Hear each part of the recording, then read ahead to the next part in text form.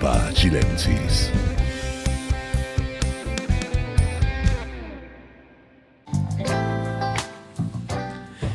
Bienvenidos de vuelta. Hemos regresado en gloria y majestad con un nuevo estudio. Ya estamos progresando. Se acabó el Zoom. Por ahora se acabó el Zoom. Así que nos van a tener que aguantar ya de frente. También estamos demostrando que no éramos bots. Éramos personas reales. Y no estábamos tan lejos. Así que desde ahora en adelante vamos a grabar este podcast juntos con Hernán. Hernán, ¿cómo estás? ¿Cómo reaccionas, digamos, a este nuevo setup, a esta nueva etapa de Chutzpah Chilensis? Mira, la verdad es que hay como que acostumbrarse entre la iluminación, el sonido y toda la parafernalia, pero bien, o sea, contento de volver. Hace rato que estábamos preparando esto, digamos.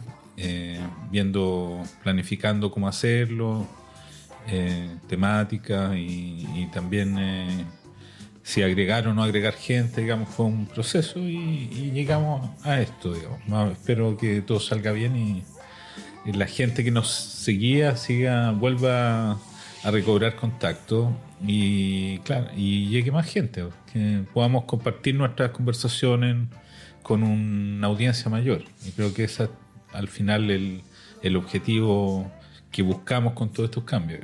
Claro. Bueno, tenemos varias cosas nuevas. No solamente que estamos juntos, sino que vamos a hacer algunos ejercicios. Le propuse a Hernán que cada capítulo vamos a poner un disco específico de algún artista que nos llame la atención. Así que hoy día vamos a partir con el disco Ashahor Ahadash, el nuevo negro de Guy Masig, un artista israelí, guitarrista y cantante que participaba en la banda Adormanim, una banda clásico de principios de los 2000 en Israel.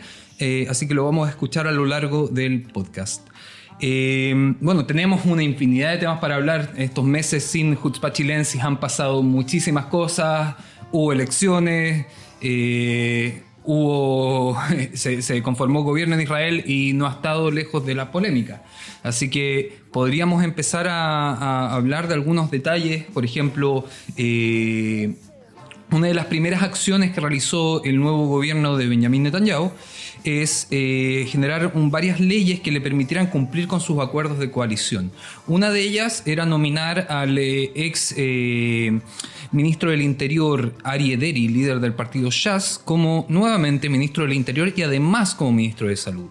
Aquí hay varias problemáticas porque Aryeh Deri ha sido condenado una vez en la que cumplió 22 meses de cárcel efectiva, en una condena de 3 años, pero cumplió 22 meses de cárcel efectiva y posteriormente fue investigado nuevamente por fraude, por evasión de impuestos y firmó con la fiscalía un acuerdo para evitar llegar de nuevo a la cárcel, renunciando a la política. Renunció por aproximadamente 2 meses hasta que con la nueva formación de gobierno se integra nuevamente como ministro del Interior y ministro de Salud. Lo que ocurre posteriormente es que aprueban una ley especial porque esto es ilegal, digamos, que una persona con antecedentes penales tan graves pueda servir como ministro en Israel. Sin embargo, aprobaron una ley especial con comités especiales que empezaron a funcionar antes de la formación de la coalición de gobierno y la Corte Suprema en su rol asumió, digamos, la facultad de denegar esta nominación utilizando la cláusula de... ¿cómo se dice? ¿Te recuerdas el nombre? La cláusula de razonabilidad.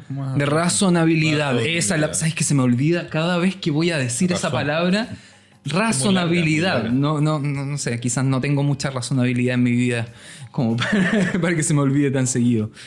Lo que pasa es que yo creo que todo o sea, el problema político en general es complejo, pero el último capítulo de la confrontación con el Poder Judicial, por lo menos para los legos como nosotros en temas legales, ha sido prácticamente un curso sobre legislación, porque todos estos conceptos nuevos y como todos estos procesos de apelaciones, interpelaciones, no es algo que tú te topís todos los días, por lo menos yo no tenía ningún conocimiento, entonces prácticamente todos los días tenía que estar estudiando más o menos de qué es lo que está pasando. Y si ya era complejo antes toda la situación, hoy día lo es más.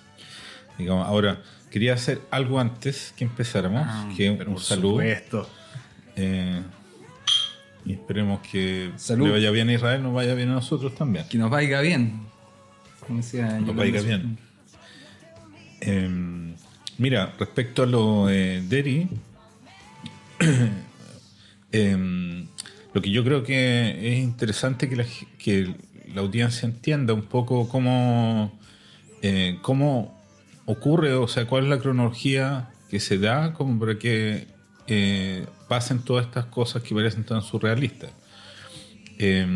Y yo quería tomar esto de una perspectiva un poco más a largo plazo, digamos, que en términos de tratar de ir analizando cómo fue que el mundo ortodoxo empieza a activar políticamente en el escenario israelí, que no es algo tan evidente como uno piensa.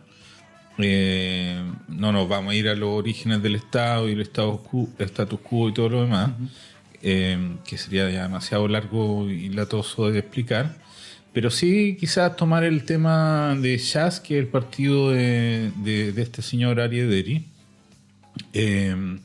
y tomarlo como un ejemplo, digamos, de cómo ellos aparecen, por qué aparecen, y cómo es su performance en el mundo político.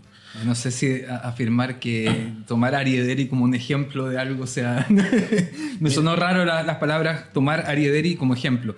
Mira, lo que pasa es que más allá de toda esa corrupción y todo esto hechos tan deleznables que han sido parte de su historial político, o sea, de su prontuario político criminal, la verdad es que hay ahí un grupo social que, digamos, podemos discutir el porcentaje, si son 10, si son 5, si son 15, ellos hablan si que son las 20%. Ellos hablan que las últimas elecciones obtuvieron 400.000 votos. Claro, ahora el Shas aparece el año 84, que ya es un rato, que viene circulando en la política, y así como habían otros partidos contemporáneos que estaban siempre vinculados a la palabra de algún rabino. Estos rabinos, estas comunidades religiosas, en el caso de Deri, la comunidad sefaradí, vamos a llamarlo así, estaban vinculados en su inicio al rabino Obadia, que cumplía no solo las funciones de gurú, sino también de guía en su actuar político. Ahora, antes de esto, creo que es importante señalar que ellos efectivamente no participaban mayormente en la vía política, más allá de vincularse con el gobierno de turno. Durante mucho tiempo los ortodoxos mantuvieron buenas relaciones con el Mapai, que eran los primeros gobiernos de Israel, eran gobiernos liderados por una coalición de izquierda, y efectivamente habían llegado a un acuerdo que en tanto ellos recibían presupuestos para cumplir sus necesidades, ellos básicamente apoyaban cualquier cosa. Pero hay un momento de inflexión, digamos, cuando la sociedad israelí empieza a cuestionar todo este traspaso de fondos a gente que no miraba con tan buenos ojos, digamos, esta cosa de que la gente que está en las yeshivot y recibiera subvenciones estatales, o que directamente las familias recibieran subvenciones sin necesidad de trabajar, una cosa que el mundo laico le molestaba. Además del hecho de que no cumplieran la mayoría con sus obligaciones militares, por el mismo hecho de ser religiosos, estaban exentos de la obligación que todo el resto de los ciudadanos tenían que cumplir. Entonces ahí viene como un cuestionamiento. Y en ese cuestionamiento, la izquierda o los partidos progresistas eran los que lideraban esas preguntas difíciles para ellos. Y de a poquito fueron, no sé si sintiéndose acorralados, pero acercándose cada vez más a la derecha. Y Netanyahu, ya desde muy joven político, entendió el potencial que había en ellos. Él y la derecha lo acogieron en sus demandas, les fueron dando espacios políticos. Y cuando aparece Shas el año 84 como una derivación de Agudat Israel, tiene una entrada muy importante, o sea, parte con un 5 o 6% de la votación, que eran ya, no sé, 6, 7 escaños, hasta llegar al año 99, que llegan a tener 17 escaños en el Parlamento, o sea, se convierten en la tercera fuerza política, que es justo el año en que él tenía ya un ministerio y como la cúspide y la debacle, porque el año siguiente lo meten preso por cohecho. El año 2000. El año 99 fue el juicio, entiendo. Bueno, los delitos cometidos fueron durante el gobierno de Rabin. Los delitos ¿sí? fueron cometidos No, durante el gobierno de Rabin. Hay que entender que Shas no era un partido de derecha dura como se plantea hoy día. O sea, hoy día tú ves en campaña a Shas hablando de el bloque de derecha y como casi una pertenencia natural del movimiento religioso a la derecha. En correlación un poco con esta imagen histórica que ha presentado el Likud desde Menachem Begin, de representar a las minorías, de representar al pobre, de representar al débil, se incluye un poco en eso, creo yo. Y sin embargo no eran completamente parte de la derecha, como te decía, o sea, entraron al gobierno de Rabin, fueron parte del gobierno de Rabin durante los acuerdos de Oslo. Es importantísimo, yo creo, considerar eso y para entender la evolución del partido y de los líderes como Aryeh Deri. Bueno, eso es súper relevante, porque uno tiende hoy día o tendemos, aquellos que vemos la política desde una visión más moderna, de enjuiciarlo en términos muy negativos. Y es muy cierto lo que tú dices, o sea, había un momento en la historia en que el aporte de ellos ha sido muy relevante. O sea, lo de Oslo fue extremadamente relevante, que Deri apoyara eso. Fue una opción para toda la sociedad israelí de dar un salto cualitativo hacia la paz. Ahora, siguiendo con la idea esta de por qué ellos aparecen en el escenario y cómo funcionan, es relevante el tema de Deri porque se desliga un poco de estos liderazgos de los rabinos, de estos como gurúes que tenían no solo ya, sino los otros grupos pequeños. Cada grupo pequeño vendía el rabino askenazí o el rabino lituano. Eso sigue funcionando así, ¿eh? Ojo, aquí la última palabra en esos partidos los tiene una especie de Sanedrín interno que tiene tanto Shas como Yaduta Torá. Tiene una especie de consejo rabínico que es el que dicta las decisiones. Por ejemplo, ayer cuando se da la... bueno, quizás la gente lo va a escuchar y no va a ser ayer, sino que va a ser unos días antes. Pero cuando se dicta la sentencia de la Corte Suprema denegando a Deri el cargo de ministro, en el fondo la reacción, nadie puede decir nada hasta que el Consejo Rabínico del Shas dé una señal o diga cuál va a ser el tono a seguir. En este caso dijeron, nosotros confiamos en Benjamin Netanyahu, él va a arreglar el problema.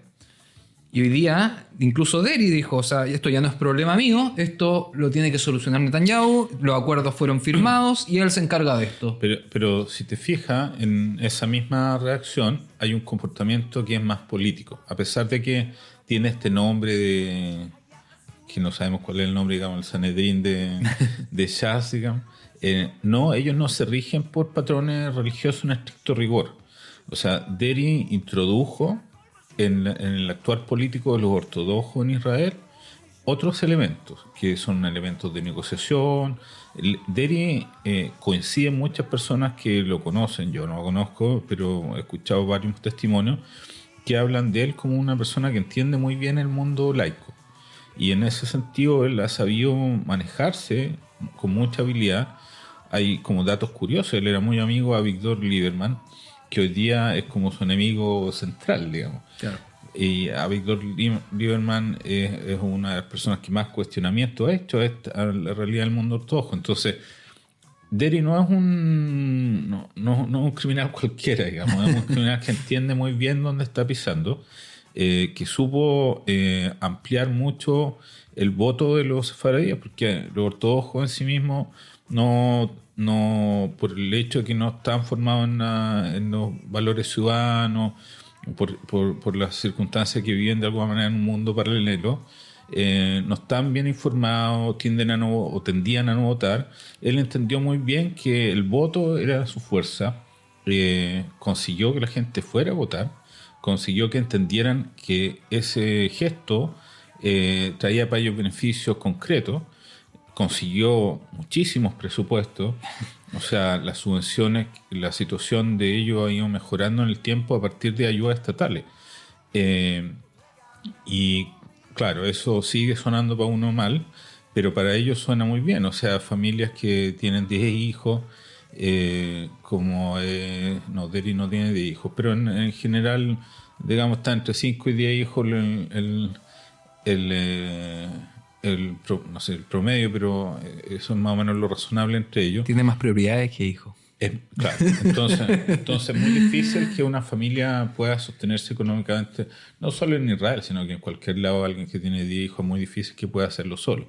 Entonces, estas ayudas que él les fue consiguiendo fueron muy relevantes. Por eso lo que tú decías es que ellos se plantean, si bien son conservadores en términos de valores sociales, como puede ser el rol de la mujer o el vínculo con la diversidad sexual, o en el mismo proceso de paz, el vínculo en términos de distribución social, ellos son casi socialdemócratas. O sea, ellos buscan un Estado que apoya a las personas. Entonces, ahí hay una explicación, digamos, por qué ellos actúan en sociedad, porque tienen un problema, tienen una necesidad. Deri logra satisfacer esa necesidad y a partir de eso surgen otros grupos pequeños que, sumándose en el tiempo, se convierten en un bloque y se convierten en el bloque trascendental que hace la diferencia entre la izquierda y la derecha, o la centroizquierda y la centroderecha, que estaban empatadas desde hace muchos años, digamos, desde la muerte de Rabin en adelante, sea una suerte de empate político entre la centroizquierda y la centroderecha, donde son los religiosos los que tiran la balanza para un lado o para otro. Eso tiene una razón, ojo, eso ahí no llega solo. Ahora, primero mencionabas que, digamos, es un partido que tiene mucha conciencia social y mucha característica de socialdemócrata. Ahora, yo creo que el tema a nivel digamos, desde el mundo laico, la percepción es negativa no solamente por, digamos, que el 50% de los ultraortodoxos, no solamente los del partido Shas, que son de origen sefaradí, o Yahudut Torah, que son ashkenazí, el 50% de los jaredim, de los ultraortodoxos en Israel, no trabaja. El otro 50% sí, pero hay un 50% de una población que hoy día constituye alrededor del 18%, 17-18% del país, que no trabaja, que no aporta al Estado, que no paga impuestos y recibe muchos beneficios sociales. Y en ese sentido, muchos de los beneficios sociales que lograba, digamos, a través de acuerdos de coalición en distintos gobiernos, incluyendo el gobierno de Rabin, pasando después al gobierno de Netanyahu, etcétera, han sido sectoriales, o sea, beneficios exclusivos para este sector de la población, no para toda la población israelí. Y justamente es algo que se repite en los acuerdos de coalición ahora en el nuevo gobierno de Netanyahu, acuerdos que benefician solamente a un sector de la población. Y eso genera un rechazo tremendo dentro del mundo laico o del mundo no ortodoxo en general. Mira, es cierto, o sea, esa es la realidad. Ahora, yo a partir de la derrota sufrida en las últimas elecciones he tratado de tener como revisarme respecto a ese tema. Bueno, ahora pongamos un poquito de contexto porque nos saltamos con Jutzpah Chilense y un montón de cosas. Meretz no entró a la Knesset. Hernán ha sido un fiel militante de Meretz por muchos años. ¿Qué se siente? Decime qué se siente, como dicen nuestros amigos argentinos. Fue como la crónica de una muerte anunciada, digamos, porque yo mismo planteé en otros capítulos de Jutzpah Chilense mi autocrítica, digamos, respecto al actuar del partido. Creo que no solo Meretz, sino la izquierda en general se quedó sin discurso, efectivamente, después de Oslo, del fracaso de Oslo, digamos, porque el hecho que no se cumpliera todo lo que estaba programado de que nuestro partner en la firma no fuera quien dijo que iba a ser, de alguna manera dejó a la izquierda sin como una repetición axiológica de una narrativa que ya no tenía conexión con la realidad. O sea, discutí muchas veces o critiqué muchas veces a la gente que mantiene el mantra de la ocupación, que con el correr de los años se convirtió en un arma del antisemitismo, del antisionismo, y en vez de generar en la sociedad un efecto de empatía hacia la causa de la paz, se genera un efecto rechazo. Entonces, eso por un lado. Y por el otro, y vinculándolo con lo de el mundo ortodoxo, nos desligamos de los más necesitados. O sea, yo soy un kibutz, soy un trabajador, y los partidos de izquierda poco y nada hicieron por mejorar la situación de los trabajadores. Ya no te digo de los ortodoxos, sino de los trabajadores en general. Se desvincularon lentamente las demandas de la Histadrut y dejaron que la pobreza creciera. O sea, Israel está en un país, en un estado como paradójico. Por un lado, es históricamente el momento donde más riqueza hay en Israel, y por el otro lado, estadísticamente, es donde más pobreza hay a nivel de estadísticas, por lo menos. Entonces la izquierda no supo leer eso. Nos quedamos sin eso y la gente se alejó. Se alejó.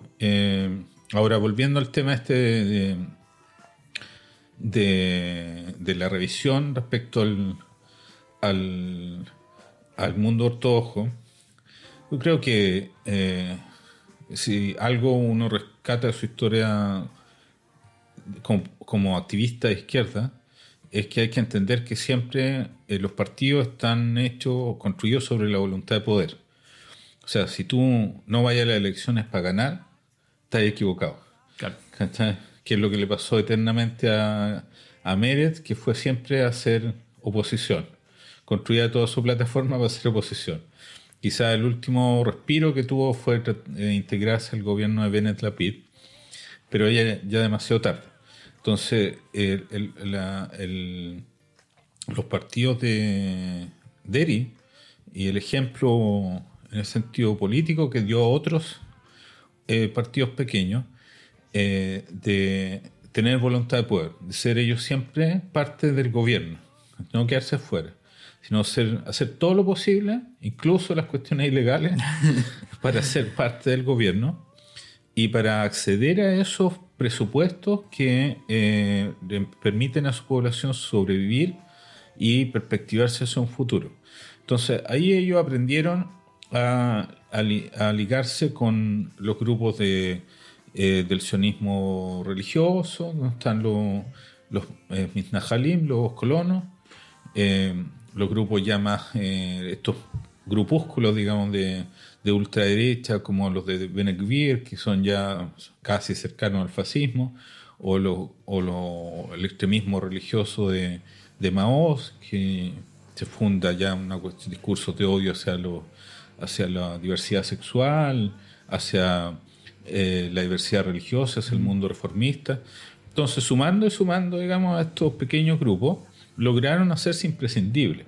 Y hoy día son imprescindibles. Entonces, nosotros como oposición hoy día nos equivocamos cuando no entendemos que para ser gobierno los necesitamos. O al menos aparte de ellos. Necesitamos parte de esos votos y el discurso que sostuvimos hasta ahora, digamos, de extremo criticismo hacia el mundo ortodoxo y de poca empatía, yo creo que no nos va a llevar a ningún lado, digamos, o sea, no nos va a sacar de la oposición, y necesitamos ser gobierno, o sea, necesitamos aprender de nuestro error, tener voluntad de poder y ver cómo hacemos para llegar a acuerdos con ellos sin traicionarnos a nosotros mismos. Es que justamente ahí está el tema, porque es muy difícil tener el estómago para, digamos, sentarse a trabajar o reconocer y dar toda potestad de representación a alguien con el prontuario de criminal de Ariaderi. O sea, estamos hablando ya que pasó por todas las etapas que se puede pasar dentro del mundo criminal. O sea, fue sentenciado a la cárcel de forma efectiva, cumplió condena en cárcel. Y sobre eso, hace solamente meses. O sea, la última que no fue condena porque llegó a un acuerdo con la fiscalía. Esa es la única razón. Y él se comprometió a algo, que era renunciar al mundo político para no ir de nuevo, no volver a la cárcel. Entonces, estaríamos... Si tú lo reconoces a él, como lo hizo Netanyahu, y con el apoyo que recibe Netanyahu, estás validando la corrupción en el sistema político israelí. Ya, está bien, pero mira, hay límites. Ya, pero mira, seamos objetivos en el análisis. O sea, en la última coalición, uno de los pilares centrales de la coalición fue a Víctor Lieberman. ¿Ok? A Víctor Lieberman, si bien es cierto, no se ha ido preso a ningún lado todavía, su accionar político, económico, sus vínculos con Rusia. Yo no tengo claro negocios, si hubo investigación policial. No, pues la paró él mismo porque él fue más habilidoso que Deri en ese sentido y paró la investigación en las primeras etapas. Ahora, todo el mundo sabe en Israel que él no es de los trigos más limpios. ¿Entendí? Es un tipo que es más inteligente quizá, que ha sido más pulcro, que comete menos errores, pero su forma de actuar está lejos de lo que podríamos decir el político transparente. Entonces, claro, hay que limpiar la política, pero hay que tener claro que, como decía Sartre, cuando tú te metes en política te ensucias las manos. Eso es cierto, pero Entonces, yo creo que en el momento que no hay una evidencia, por ejemplo, cuando hablamos de Netanyahu, por ejemplo, estamos hablando del primer ministro hoy día de Israel, nadie puede, digamos, en una opinión seria, puedes asumir que es culpable, porque todavía está en juicio. Yo creo, o sea, mi posición personal es que un primer ministro que está siendo juzgado no debiese servir como primer ministro por estar siendo juzgado. Ahora, la Corte Suprema, que a pesar de que la están desmantelando prácticamente con el proyecto de reforma judicial de Yariv Levin, la Corte Suprema no lo considera así. O sea, mientras él no sea condenado, él puede ser primer ministro, a pesar de estar siendo juzgado. Ya, pero... otra vez, o sea, tú pones el límite en... Ahora, son etapas distintas. Es que son etapas distintas también. Ya, Netanyahu hubo una investigación policial, hubo recomendación de la fiscalía. En el mismo caso de lo que la Corte Suprema decidió respecto a Deri que fuera ministro, al mismo tiempo que se decidió que no puede ser ministro, también se entendió que nadie puede prohibirle el ser político. Claro, puede ser Haber Knesset. Puede ser miembro de la Knesset. Entonces, hay ahí... a pesar de que había renunciado. A pesar de que haya renunciado y que haya tenido un compromiso, el hecho de que 400.000 o 500.000 personas votaran por él para representarlas, le da una legitimidad. Entonces, cuando tú así, o sea, te proyectas a futuro, decís, queremos recobrar el sentido de la sociedad israelí, queremos recobrar el norte, reconstruir el sionismo, reconstruir el judaísmo, no puedes hacerlo pensando dejar fuera a estas 500.000 personas, que son más. Porque claro, tenía sí. A todos los otros chicos. Ahora, yo creo que hay otro paradigma que se abre ahí, y es, ahora que están en el poder, ahora que los partidos religiosos, todos, o sea, Shas, Yaduta Torah, Atzionut Datit de Smotrich, Otzma Yehudit de Ben Gvir, que son todos partidos que envuelven, Noam de Avi Maoz, que también está en la misma línea, son todos partidos que digamos, se identifican profundamente y políticamente con la visión ultraortodoxa de la vida y con la idea de un Israel no desde un punto de vista occidental, sino que desde un punto de vista teocrático. Y si vemos los acuerdos de coalición, si vemos cuáles son las cosas que han estado avanzando, vemos que hay una intención de plasmar esto o acercar ese ideal de Estado judío teocrático y no necesariamente democrático. Lo vemos, por ejemplo, con el tema de la reforma de la ley de retorno. Que a pesar de que el Likud está en contra de esta reforma abiertamente, lograron abrir la comisión de todas formas, a pesar de que el partido del primer ministro estaba en contra, y pusieron fecha para la votación el 31 de marzo para eliminar la sección del nieto que permite a nietos de tercera generación de judíos, o sea, nietos de judíos, hacer aliyá.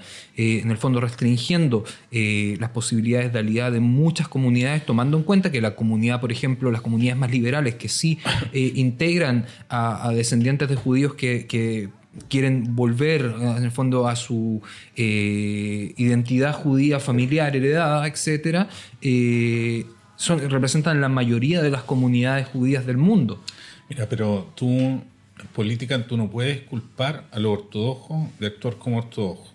Yo creo que la responsabilidad mayor ahí está en la izquierda, en la derecha, ya estoy acostumbrado a echar la culpa a la derecha, que tolera eso. O sea, sus compañeros de coalición, que no ven el mundo así, están dispuestos a esos cambios. Ahora, los políticos también son reflejo de la sociedad. La gente votó por eso. O sea, nadie puede decir que no sabía. O sea, los ortodoxos vienen hablando de estos 20 años o más, que van a hacer esto, que van a hacer esto, que van a hacer esto, llegaron al poder y lo están haciendo. Entonces, todos los demás no podemos decir no sabíamos. Yo no soy una persona atea ni no religiosa, pero trato de vivir mi religiosidad de forma privada o a nivel comunitario, interno. No trato de separar lo político de lo religioso. Ahora, ellos no lo ven así. Ellos ven que es todo el mismo combo, ¿cachai? Ese actor político tiene que ver con sus convicciones religiosas. Yo creo que tiene que ver también con que son partidos nuevos y que tienen que pasar cierta evolución. No creo que esto vaya a perdurar en el tiempo, simplemente es que hay políticas que se han perdurado. La sociedad moderna no funciona así. Pero los partidos de derecha y nosotros, como la oposición en este momento, tenemos que construir algo en ese sentido también. O sea, yo escuchaba la otra vez a un diputado Cohen del sionismo religioso que reaccionaba contra Smotrich, diciendo: Smotrich no nos representa. El líder de su partido decía que no lo representaba. No lo representa. ¿Por qué? Porque el sionismo religioso es sionista. Entonces hay una cosa en el discurso de odio de Smotrich frente a otros grupos de la sociedad que es antisionista en términos de que rompe la unidad del colectivo. O sea, si tú forzáis mucho el hilo, se corta. Y Smotrich tiene un estilo de hacer política tensionando el hilo al máximo. Uh-huh. Ahora, todos conocemos gente religiosa, o del sionismo religioso, o ortodoxos de algunos tipos. Ellos por naturaleza no son así. No son gente que ande... buscan la Geulah, quieren vivir en el paraíso de vuelta, en una sociedad mejor, más en la perspectiva de ellos. Entonces, este continuo conflicto que propone Smotrich o Ben-Gvir, yo no creo que represente a la mayoría de ellos. Pero políticamente ellos se expresan solo a través del voto. O sea, ellos no tienen como Yesatir, comisiones, ni la gente va acá. Ellos actúan de otra manera. Claro. Como tú bien lo describías, tiene una lógica política que no es occidental. Que no sé si es una teocracia, pero corresponde como a otros parámetros.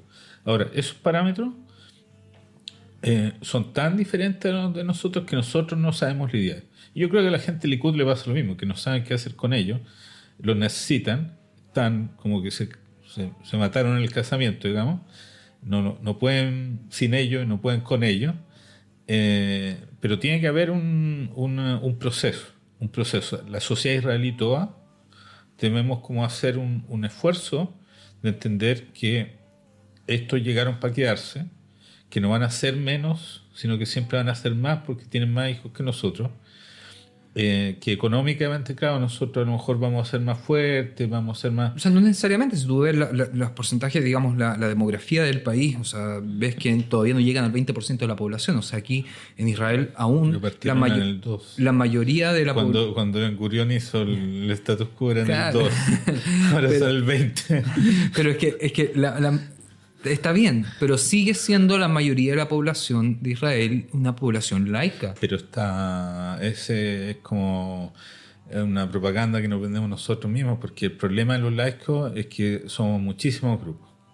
O sea, que no nos ponemos de acuerdo. Digamos, esta libertad de pensamiento que tenemos, todo este saber solo nos trae dolor, como diría el Eclesiastés. Solo no. Mira, es que yo creo que hay un estamos tema demasiado fraccionados, entonces ellos actúan como un cuerpo. Está bien, pero yo creo que hay un tema de... Si bien, como decimos, la mayoría de la población es laica, la mayoría de la población también, por ejemplo, a la hora de casarse, se casa a través de la única forma de matrimonio que existe en Israel, que es la ortodoxia. O sea, necesitas en tu vida, para poder, digamos, tener una vida civil normal en Israel, sí, por ejemplo, solamente si eres heterosexual, ¿cierto? Porque si no, no es posible dentro del mundo ortodoxo. Y también, bueno, hay un tema que tú me comentabas la otra vez, que es el tema de los sueldos de los rabinos en Israel, que me pareció súper interesante, porque Israel le paga el sueldo a los rabinos, digamos, de todas las ciudades de Israel, si son ultraortodoxos de una manera oficial. Y si no son ultraortodoxos, si son miembros del movimiento masortí o conservador o del movimiento reformista, ya es otra dinámica. Mira, yo creo que ahí como que dimos un giro un poco, pero vale la pena ampliar un poco el debate. En esta perspectiva de que los laicos tenemos un problema, que no sabemos cómo comernos esta mandarina. No es solo que el mundo ortodoxo, a través de las leyes del paraguas del status quo, haya usado el poder para generar como estas circunstancias, como en el del casamiento, en el entierro, otras actividades parecidas. Es también que mi perspectiva, y esto va a ser súper subjetivo en mi opinión, es que el israelí promedio tiene como un trauma con su judaísmo. Porque nosotros podemos decir que el 80% de los ciudadanos israelíes judíos son laicos o progresistas en su visión del judaísmo. Sin embargo, las comunidades reformistas y masortíes juntas en Israel no hacemos 50.000 personas. ¿Verdad? ¿Y dónde están los otros 8 millones de...? Son esos ciudadanos que, como tú bien decías, son súper laicos en sus vidas, no respetan kashrut, viajan en sábado, no creen en nada de eso, pero en el momento de casarse buscan el rabino ortodoxo para casarse. Y no porque estén obligados, sino porque ellos creen que un casamiento judío en la jupá con un rabino. Cuando buscan la gente de las Asbará o otras cosas que promocionan Israel, imágenes sobre Israel, ponen fotos de un rabino reformista. No, evidentemente no. Ponen en el cótel, ahí a todo. Entonces hay como una idea instalada desde hace mucho tiempo que el ser judío es ser ortodoxo. Y es muy difícil pelear contra eso porque está como bien profundo en la psique del israelí.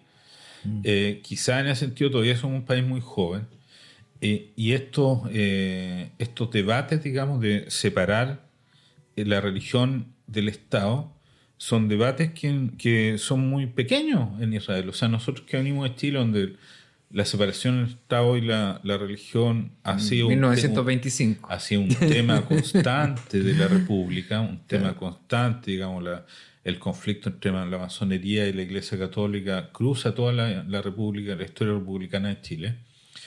En Israel no es así. O sea, ¿quién confronta a la religión? ¿Cuántas personas públicamente dicen no, el Estado y la religión tienen que ser dos cosas? O dicen, ¿por qué mis impuestos tienen que ir para financiar la sinagoga? Porque ya tú puedes decir que no estás dispuesto a financiar la yeshivot, Pero tú vas a decir que no estás dispuesto a financiar la sinagoga. No, evidentemente no. O sea, hay un tema. Pero es así, pues, si tú vas, por ejemplo, a Alemania, lo conversaba una vez con un amigo alemán. En Alemania, tu impuesto, tú puedes decidir si se van a la sinagoga, a la iglesia presbiteriana o a la iglesia católica. Tú decides. Se pagan impuestos, pero tú decides dónde va. Acá nadie te pregunta, ¿sabes? O sea, yo cuando hacen el censo, todas las veces que me han censado acá en Israel, la opción Reformi no aparece. No existe ese Reformi en Israel. O sea, y no es que te estoy hablando del rabinato. ¿Tú eres judío o no eres judío? Te estoy hablando... No, te da la opción, te dice te dice ortodoxo o como tradicional, otros.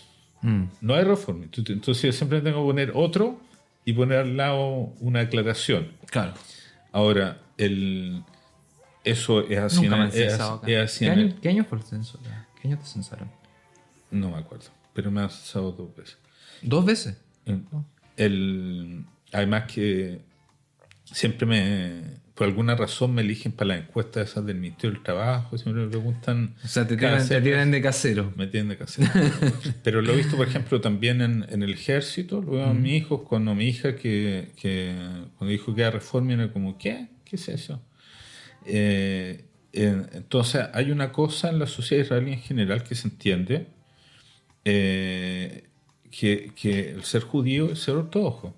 Entonces, como profundo, y mientras no hagamos ese salto, no, porque tampoco creo que la reacción, por ejemplo, del Yair Lapid joven, yo creo que ahora Yair Lapid está más sabio, ahora que está más viejo, pero el Yair Lapid joven era un ataque violento contra los ortodoxos, o los movimientos kibutzianos en algún momento hablaban de la Atkafá Datit, como que era una guerra, ¿cachai? Como claro. Un escenario de guerra. No hay acá un discurso en que nos podamos nutrir de la diferencia. Como que yo pueda sentarme con los ortodoxos y decir, mira, yo entiendo tu cuestión, pero tú entiendes la mía.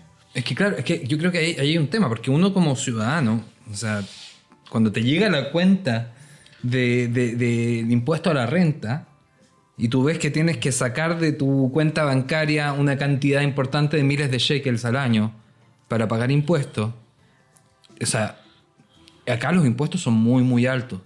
Y el hecho de que esos impuestos vayan a financiar temáticas que no tienen que ver contigo y que, digamos, estamos hablando de grandes cantidades de dinero que podrían ser invertidas en educación, que podrían ser invertidas en otro tipo de cosas, justamente lo que vemos en las demandas y en los acuerdos de coalición también de los partidos ultraortodoxos son la utilización de esos fondos para temáticas que a veces van en contra de esto. Te voy a dar un ejemplo. Los acuerdos de coalición actuales incluyen el financiamiento municipal de establecimientos educacionales, tanto de primera infancia como de escolar, para instituciones no reconocidas por el Ministerio de Educación, que son las ultraortodoxas, ¿cierto? Las yeshivot, etc. Lo que se compromete Netanyahu a esto con los partidos ultraortodoxos es a que las municipalidades, desde su presupuesto municipal, que es financiado por las contribuciones que pagamos todos, vaya a salir ese presupuesto. Entonces, ¿qué es lo que pasa? Que a una municipalidad que tiene 100 y tiene para gastar 100, va a tener que destinar 20, que antes no tenía presupuestado, para financiar estas instituciones. Ya, y va a reducir si 170 alcaldes firmaron un documento negándose a hacerlo. Está bien, pero si desestabiliza el trabajo municipal. Si estos fueran jardines infantiles Waldorf, nadie le quería. Yo creo que más allá de los jardines infantiles, el tema son la educación básica y media. ¿Por qué? Porque no todos estos establecimientos entregan contenidos base. Estoy hablando de matemáticas, estoy hablando de inglés, estoy hablando de, digamos, herramientas para salir al mundo laboral algún día. Yo creo que ahí sí hay un tema, y ha sido un tema de debate interno en Israel muy, muy fuerte, esta negativa a insertarse de forma minimalista al mundo y al mundo laboral. O sea, esto también voy a dar una opinión personal acá. Yo creo que los padres, los abuelos de los representantes hoy día que buscan este tipo de políticas, tenían que trabajar igual. O sea, en otros países, antes de llegar a Israel, ejercían su judaísmo de forma ortodoxa de la misma forma, pero también tenían que trabajar. Ya, pero, Y tenían que hacer un aporte al país como cualquier otro ciudadano. Yo no estoy en contra personalmente de la religión o de la visión de religión particular que pueda tener cada uno. Pero yo creo que el negar esas herramientas es encasillar a las futuras generaciones a no tener habilidades y no tener un poder de decisión real frente a cómo quieren enfrentar sus vidas. Mira, yo creo que hay tres cosas. Una es la caricatura, que nadie trabaja. No, obviamente. O sea, por eso mencionaba antes que el 50% de los ultraortodoxos, estamos hablando de los Haredim, digamos, la gente, no de la gente religiosa que usa kippah, estamos hablando de los ultraortodoxos que rezan todo el día, digamos, que digamos al pie de la letra, etcétera. El 50% sí trabaja. Pero sí trabaja. antes estábamos hablando de los ortodoxos en general, digamos, porque el grupo de Deri son gente que trabaja. Son gente que va al ejército. Deri fue al ejército. ¿Cuántos meses? 4 meses, pero 4 fue. meses. Pero fue, ¿cachai? Smotrich fue al ejército, entonces 16 meses, pero fue. El Avi Maoz. Avi Maoz, no creo que no estoy seguro. Puedo revisarlo, ¿no? Creo que fue al ejército. Veamos si Avi Pero Maoz fue al digamos, ejército. todos nosotros conocemos gente que es religiosa y que trabaja y que va al ejército. Del sionismo datí hay muchísimas yejidot de los Hamim que tienen de combatientes, que tienen chicos participando ahí, para bien o para mal, digamos, pero están ahí. Entonces, lo primero es la caricatura, que hay que separar, digamos, quién es quién. Ellos los ortodoxos no son un solo choclo, sino que hay que desgranarlo, hay que ver cuáles son cuáles. Después está el entender lo que tú decías, que es otra cultura laboral, organizacional. Ellos tienen sus propios, las redes sociales o las redes de educación son trabajos. O sea, la gente en estas yeshivot que enseña o que mantiene administrativamente trabajan ahí. No es que estén haciendo nada, durmiendo todo el día, o sea, trabajan. Ayer fui al Kotel y había unos 50, 60 niños que sentaditos, nunca había visto en el Kotel, es como una clase no sé, estarían rezando, estarían estudiando. Sí, estuvo en Nahal. Claro, pero eso hablábamos de Avi Maoz que estuvo en Nahal, o sea, cumplieron. Por eso te decía, siempre se dice, bueno, no hicieron el ejército. Bueno, ahí hay uno que sí hizo el ejército, y hay muchos. O sea, la caricatura. Segundo, que abrirnos a que nosotros entendemos que lo productivo es el modelo capitalista, moderno, high-tech, como quieras tú. Entonces hay que entender que ellos tienen un sistema un modelo social, económico, cultural, etcétera, que es diferente. Uh-huh. Que hay que evaluarlo, hay que ayudarlo a que les vaya mejor, pero no voy por eso quitarles todos sus rasgos culturales. O sea, es como así decir, mira, la agricultura, yo que soy kibutznik, que vienen cada 5 minutos a decirnos la agricultura no tiene futuro, el socialismo tampoco, desármense. ¿Por qué? Funcionamos. Hay ahí el mundo capitalista dominante, es un discurso constante contra los kibutzim. No estoy igualando los mundos religiosos, pero estoy diciendo que cada particularidad hay que tratar de entenderla. Creo que nosotros hacemos poco esfuerzo por entenderla, como que lo encasillamos en la caricatura y nos quedamos. Y tercero, Ari Deri Otpa. Es que hay un tema que tiene que ver, no tiene que ver con que sea religioso. No, que él fue también de los primeros que, bueno, Ari Deri y todo esto han estudiado. O sea, Smotrich es abogado, son el mismo Ben Gvir abogado, tú decías, Mira, un abogado para defenderse. De hecho, hay una historia bien curiosa sobre Itamar Ben-Gvir. No sé si, como no lo hablamos hace bastante tiempo sobre él, no hemos hablado desde las elecciones, etcétera, en el podcast. Itamar Ben-Gvir es el líder del partido Poder Judío, una persona que ha sido... ha tenido un activismo radical de ultraderecha. Hasta ha tenido 53 juicios, 53 Tabei Shum. Digamos, hoy día Netanyahu tiene 3 al mismo tiempo. Itamar Ben-Gvir ha tenido 53, de los cuales 8 ha sido condenado. Y ha sido condenado por incitación a la violencia, por incitación al terrorismo, etcétera, etcétera. Hoy día es el ministro de Seguridad Nacional y tiene un poder más allá del que tenía el ministro de Seguridad Interna del gobierno anterior, porque se aprobó una ley especial, la ley Ben-Gvir, antes de la formación de gobierno, como parte de los acuerdos de coalición, para que él tuviera mayor poder sobre las policías. Y aquí hay un tema que, por lo menos, yo creo que no tengo que esconder mi postura frente a Itamar Ben-Gvir. O sea... es la experiencia de Itamar Ben-Gvir frente a la policía ha sido las veces que fue detenido, no otra, porque él tenía prohibición por el hecho de tener antecedentes penales. Por ejemplo, si quisiera servir a la policía, no puede. Fíjate que como abogado él tiene la gracia que le ha ganado varias veces juicio a la policía. Y tiene como 100 demandas contra la policía, porque él ya como le presta servicio a otros de sus amigos.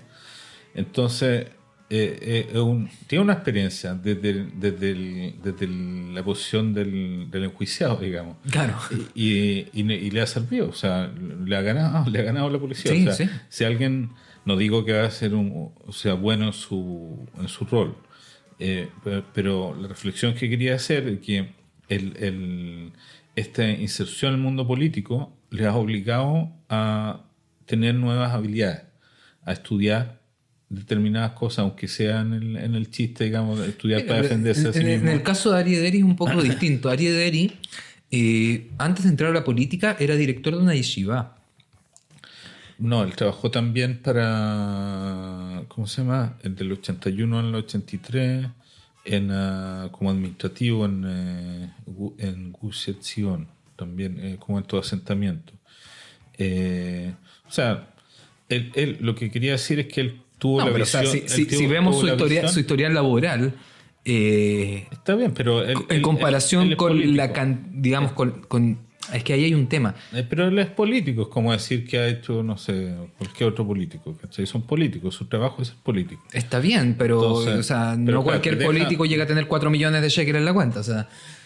Bueno, ¿cuánto tiene Yair Lapid?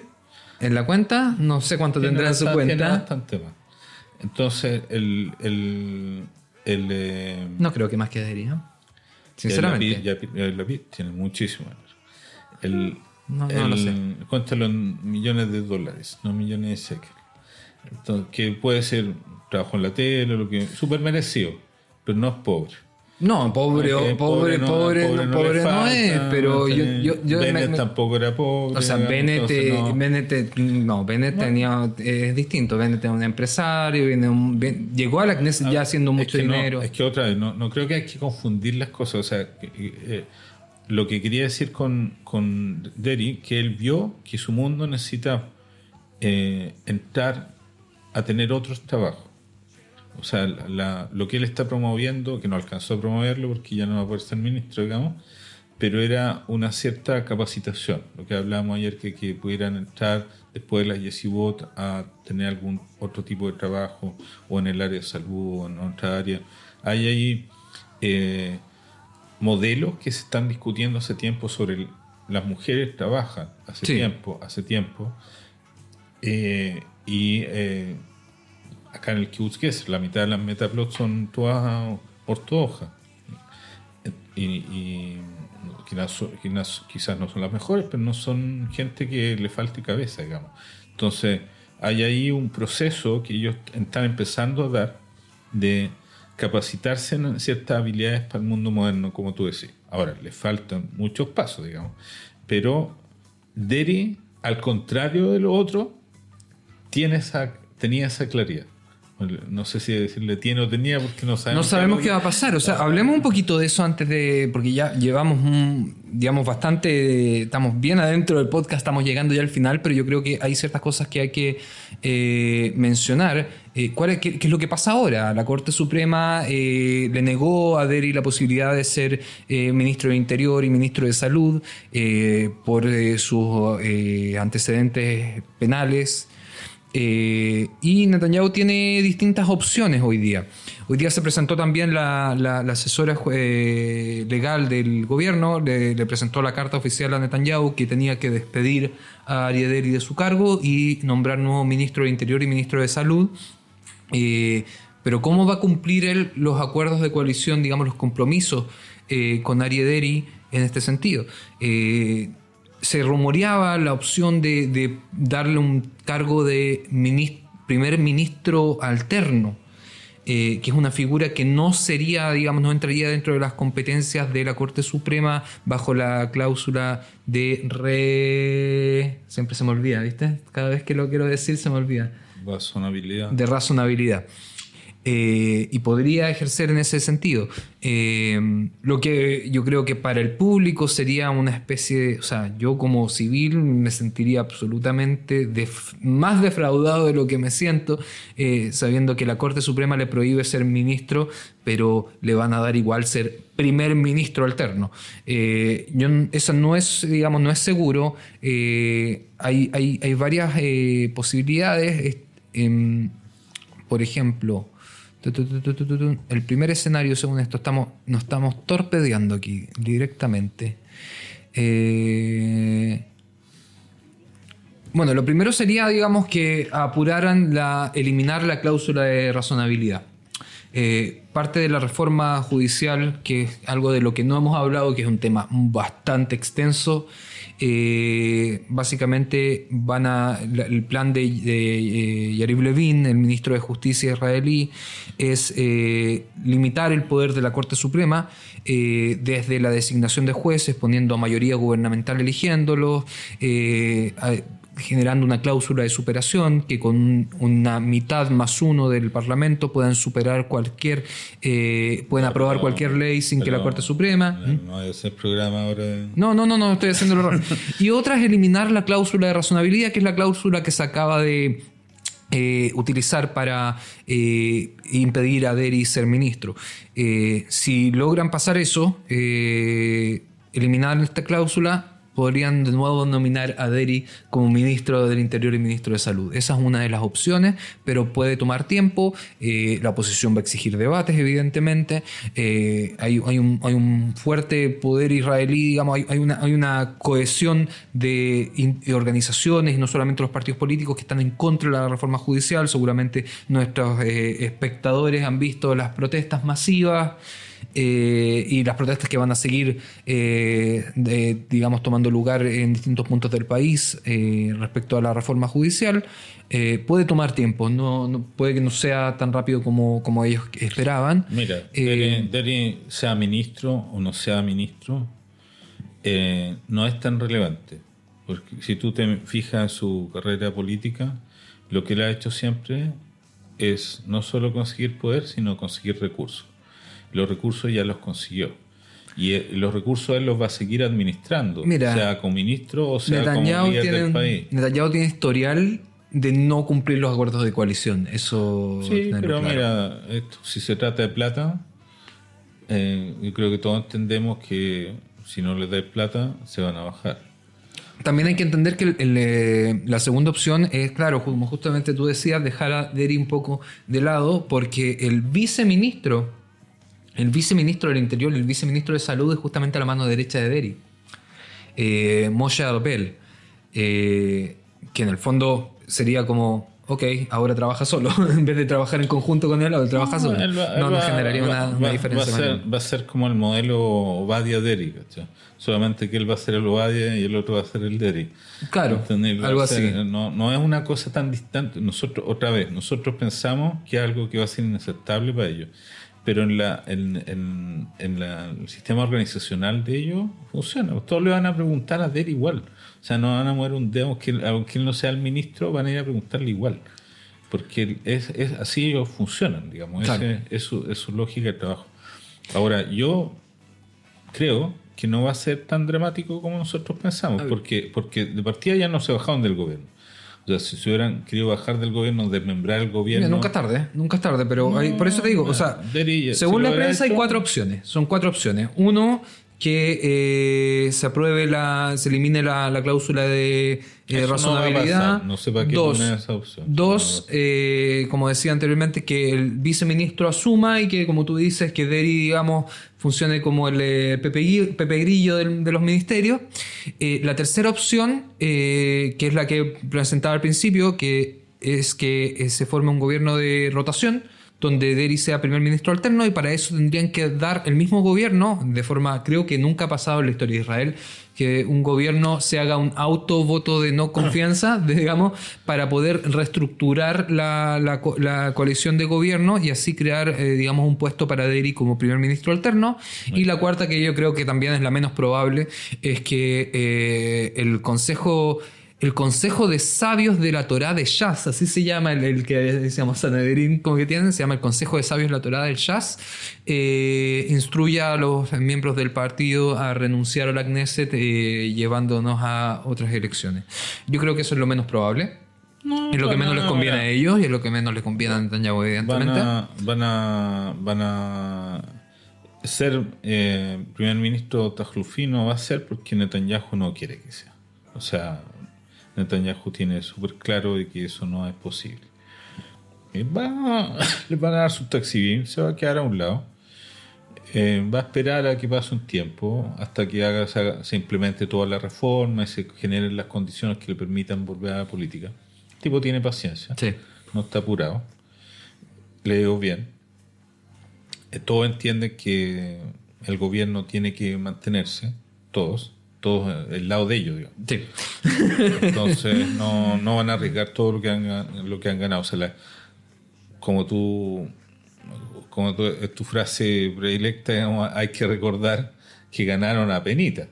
O sea, 30.000 votos de diferencia entre los bloques si contamos, digamos, a los partidos árabes en su totalidad dentro del bloque, digamos, contrario a Netanyahu. Si hay elecciones de nuevo, el escenario no va a ser el mismo. Hoy día... Las encuestas, de hecho, lo dicen.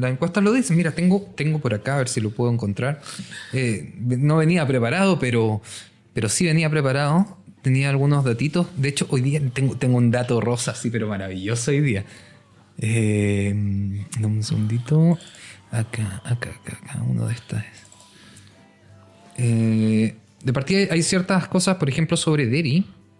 Espérate, pero ya te estás desperdigando mucho. No, sobre Aryeh Deri justamente era. Aquí está.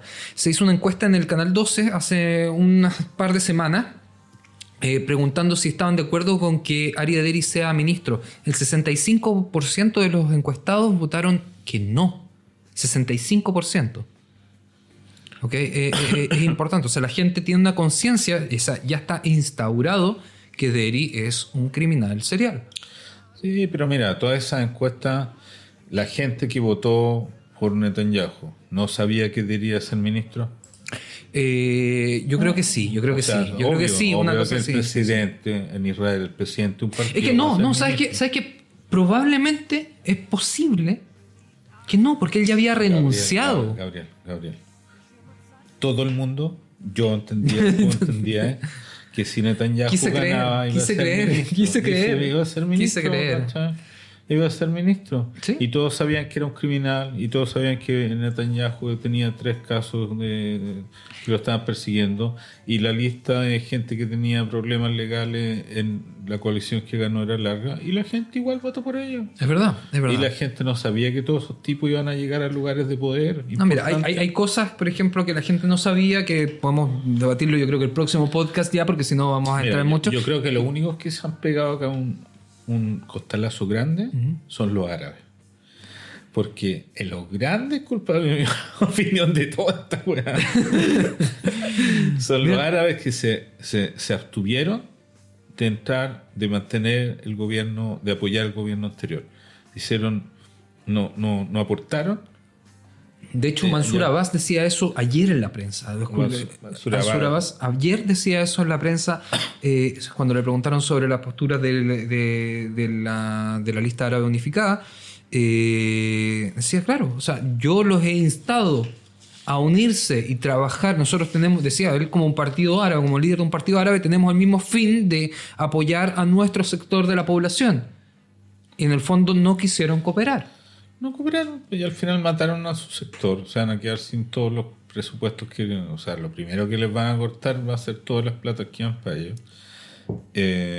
Entonces, pero en la política ficción de esto, que se ocurriera otra elección, obviamente, no obviamente, pero es de suponer que la actuarían diferente. O sea, Ayman Odeh yo creo que debe estar todos los días agarrándose a cabezas contra la muralla. No sé si tanto, porque lo primero que hizo Netanyahu, una vez que tuvo el mandato para formar coalición, fue ofrecerles a la Reshimá Meshutefet, a la lista árabe unificada, puestos en comisiones específicas. En el fondo, primero, no me hagan show, no me hagan escándalo, tomen esto, quédense tranquilitos, y así lo hicieron. O sea, si tú ves, ellos no han participado en las protestas masivas. No han participado en ninguna, digamos, están escondidos prácticamente. Claro, aquí, bueno, Ayman Odeh habló una vez y nadie lo escuchó realmente. Es que salieron de la atención pública. Sí, o sea, sí, también. A nadie le interesa. O sea, yo escuché hoy día a Abbas y era muy triste escucharlo porque tú lo escuchabas la voz de una persona deprimida. De hecho, la periodista le dice, ¿estás deprimido? Le dice, no. No, él es tranquilo, él es así, él habla de... No, esa es la respuesta que él dijo. Yo estoy tranquilo. Dijo, no, tú no hablas así. Si te he entrevistado 20 veces, nunca he hablado así. Lo palanqueó y le dijo, ¿estás pensando en volver a ser dentista? Porque él es dentista. Mira, tengo un dato rosa maravilloso para cerrar el capítulo. Hoy día hubo una reunión entre Netanyahu y el Ramafkal de la policía.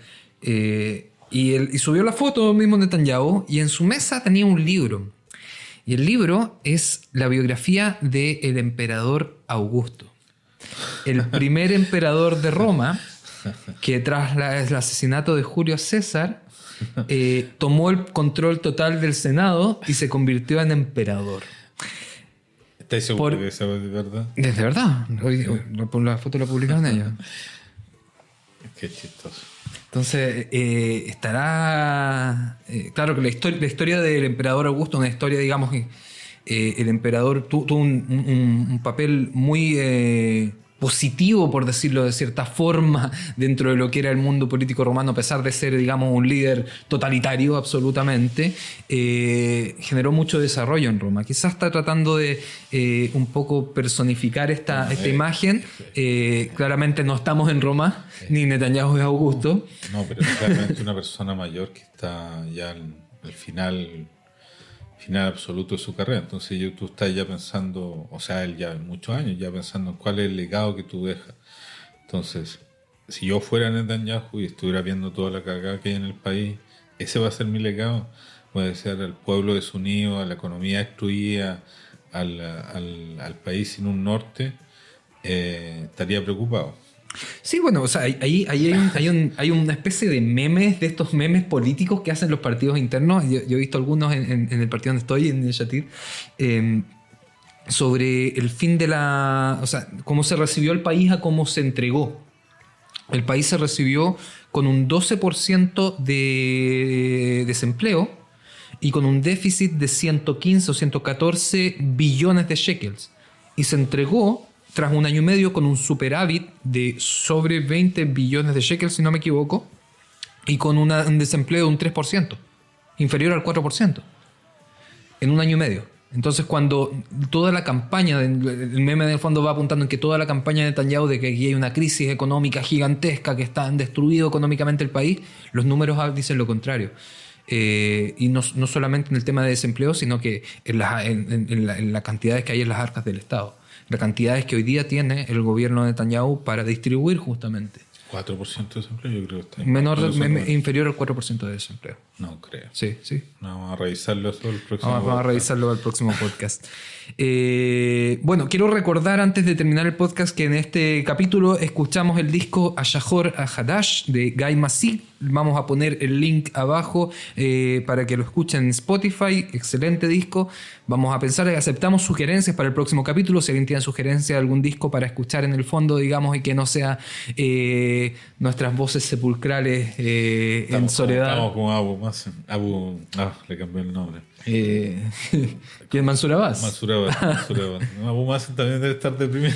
Abu Mazen, bueno, sí. Sí, bueno, ¿cuántos años de gobierno cumple este año? En su periodo de 4 años, 19, 18, 19. 18, creo.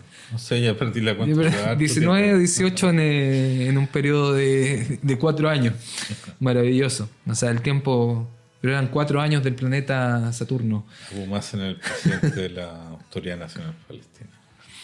Bueno, nos despedimos por esta ocasión. Un placer, Nos vemos. un placer. Vamos a estar haciendo podcast. Ya no vamos a volver semana a semana.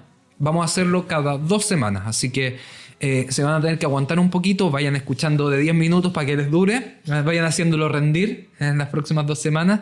Así que, bueno, nos vemos en 2 semanas más. Escriban, Sí. interactúen. Necesitamos como opiniones, ver qué mejorar, qué... Nos van a despedir. No, eso es lo bueno, que estamos nosotros dos y no nos podemos despedir uno del otro. Hay espacio en la mesa para uno más. ¿Ah? Yo creo que podríamos empezar a pensar en algún invitado. Quizás también a través de los medios digitales podríamos tener un invitado a distancia. Pero como quisimos hacer este capítulo un poco más íntimo por ser la vuelta en gloria y majestad del podcast Jutzpah Chilensis. Así que nos vemos en 2 semanas más. Que estén muy bien. Chau, chau.